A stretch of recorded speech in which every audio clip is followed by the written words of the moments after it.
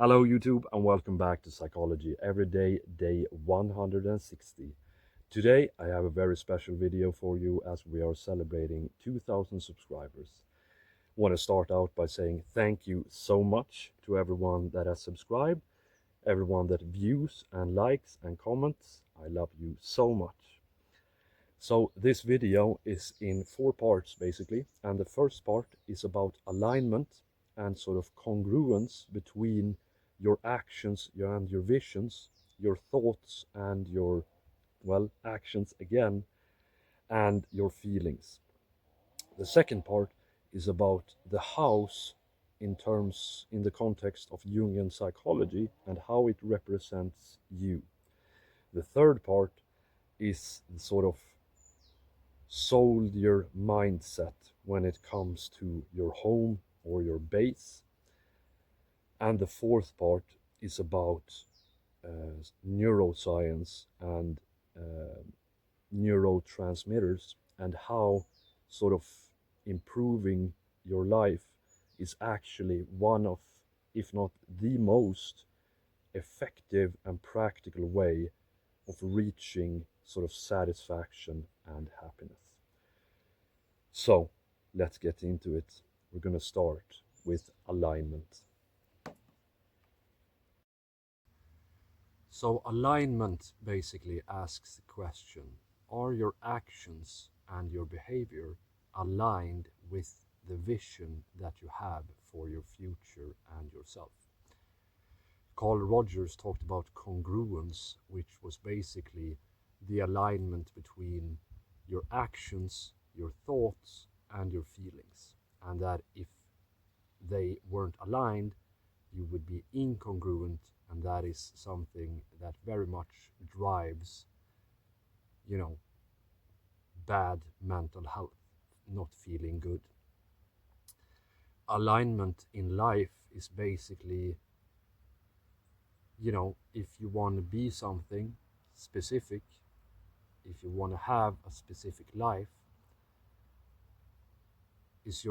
are your choices and your actions and your efforts aligned in a line towards that goal and that vision.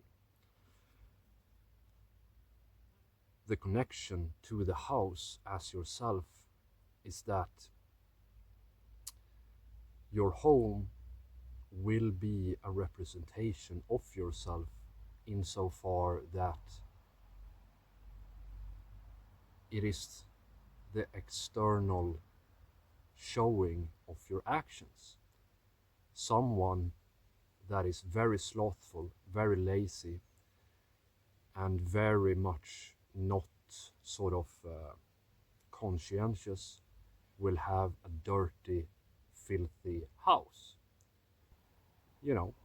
Unmade dishes, clothes scattered everywhere. It will not be pleasant at all. And that means, by extension, that the inside of that person is in disarray and perhaps not pleasant at all. I have this quote by Carl Jung on the wall, and it is so fitting for this. You are what you do, not what you say you'll do. And basically what this means is that some people talk the talk and don't walk the walk. And that you obviously can't say that you are an athlete without being an athlete.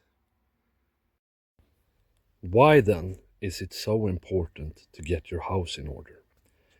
Well, because if you are your actions and your life is the sum of your actions and your external environment is the result of your actions, which it is, how you live your life is what you are, then you have to get your house in order. And we're going to talk about it soon, how you actually are your house. But it makes sense, right? If you are what you do, then by extension, you are your surroundings, and they are you. which means that you cannot claim to be something that you don't do. And your home and your house is the closest proximity to you, whether you look at it from a concrete standpoint or from what we're about to talk about now, symbolically, it is actually you. So let's talk about the Jungian idea of how you actually are your house. Perhaps symbolically, perhaps actually. So the Jungian idea of your house as yourself originally comes from dream interpretation. And basically, if you think about Jungian symbolism, let's say you and I are talking about someone, and I say that person's a real snake. Of course, I don't mean that he has scales and that he slithers on the ground, but you immediately know what I mean. You know that I mean that he is not to be trusted, or various other things. And in dream interpretations, this sort of symbolism is key. If you dream of, a house, that means that you are dreaming about your psyche in Jungian terms. And there is so much research and data and thought about these different symbols in dream interpretations that it sounds like hocus pocus, but I promise you, if you have done so much research about it as I have, you know how precise and potent this sort of symbolism really is. And according to Jung, you have your house, and in your dreams, the basement is your subconscious or your unconscious.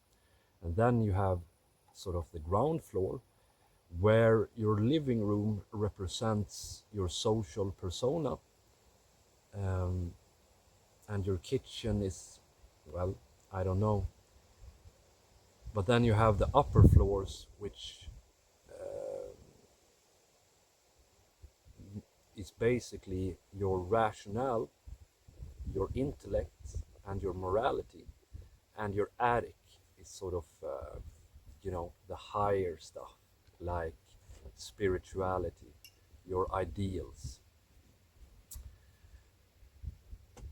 And when Jordan Peterson talks about clean your room, that is because that is sort of his idea of what you are the most, your bedroom. So it sort of matters actually where your bedroom is. If it is on the ground floor where people come across it, maybe that means that you are a social person, or maybe you're shallow. And I find this super interesting, because this means, in another way, not only practically, not only in alignment, that you are your house. And I don't know what to sort of make of it. And that's the problem with Jungian psychology. Oftentimes, you don't really know what to make of it. But everything tells you something. And this idea of your home as yourself is so well-founded and strong that it has to mean a lot. So in that manner, you must get your house in order, because that way you will get yourself in order as well. When it comes to the warrior way of looking at things, any good soldier knows that your base is something that you should strive to improve and reinforce whenever you get the chance. Whenever you are idle and have a single moment left over, you should spend that time improving your base. If you've ever been in the military, you know how true this is and how much nicer it is to actually improve your base at any given moment. Your base is where you recover, it's where you are safe.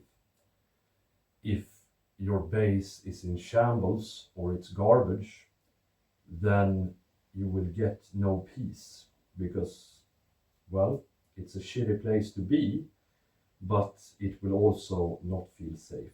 It will not feel like home. And your home will not feel like home, and you will not be able to rest if there is things stressing you out, right? It's not so strange, actually. It's one of the reasons why people are so screen addicted, because they have to, distract themselves from their anxiety because they haven't done the dishes, they haven't done the laundry, there's a million things that needs to be fixed. And even though the list goes on and on and on, making sure that you sort of keep up and make progress over time will make that bad feeling into a good feeling. Of course, your base is also your war room. It is where you plan things, and it is the safe and strong foundation from which you can execute your ideas and your visions. When it comes to the brain and the chemicals, the neurotransmitters in the brain that make you happy, there's a bunch of different ones. You got serotonin, oxytocin, and then dopamine. And if you've learned something about life, you know that there are certain things that you can control, and there are certain things that you can't control. Oxytocin comes from, love, pets, having a romantic partner, kids. Serotonin mostly comes from feeling like you are in a good place in life. It has been connected to sort of status. If you excel in your field, that gives you higher serotonin, or if you are at peace with where you are. These two things can be quite hard to control. However, you are fully in control of your dopamine, and doing things that you deem worthy and good creates dopamine, tons of it. And even in the old days, even Carl Jung knew this before they understood these neurotransmitters at all, that you could fully reach happiness with any one of these things, which means that you actually are completely in control of your happiness. Because even if you would be completely alone and at the bottom of the barrel, if you only make sure to create enough dopamine by doing things, doing good, efficient work, things that you find meaningful, then you can be happy anyway. And guess what? By doing this, you will eventually fill up the other two, oxytocin and serotonin. And as for me, well, my house is a work in progress. And so am I. But it is certainly moving in the right direction. And that is enough, because you might not ever be completely done, but simply going in the right direction as fast and as good as you can, that is more than enough. That is alignment, and that shows that yourself is in order, even though your exterior might not match it yet. And it creates enough dopamine to be happy. And here's the thing, right? If you ever do finish, then that is perhaps not the greatest thing, because this progress, this strive, is part of the beautiful thing that is life. Get your house in order. It is really the journey that is the point in that. Have a fantastic day, everyone, and thank you so much for 2,000 subscribers. I will see you tomorrow.